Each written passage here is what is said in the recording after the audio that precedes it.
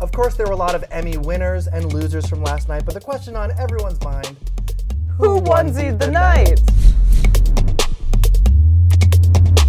So the first moment we have to talk about, there was this surprise marriage proposal on stage at the Emmys. You wonder why I don't like to call you my girlfriend? Because I want to call you my wife.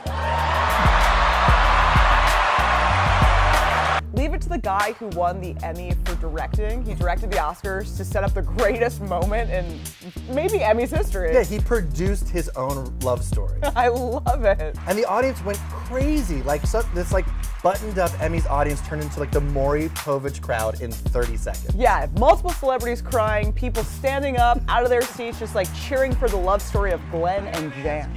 One for the Jans. One for the Jans.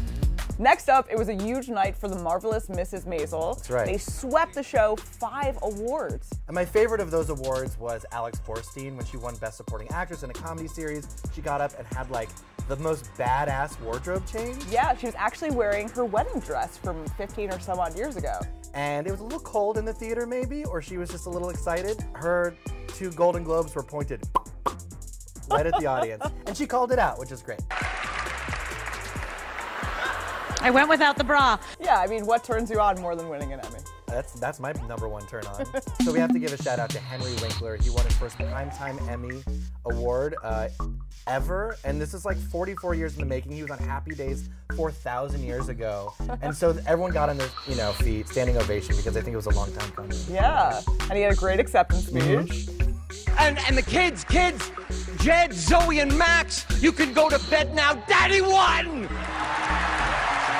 How old are these children? Yeah, how old is Henry Winkler? He has toddlers at home that need to like go to bed?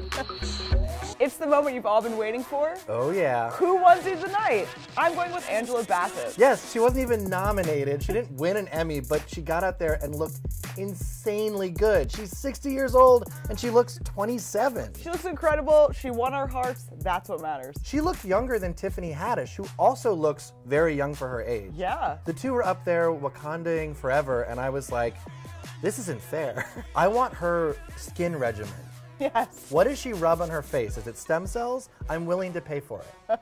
So congrats to all the Emmy winners and some of the losers too, and of course Angela Bassett. You onesied the night.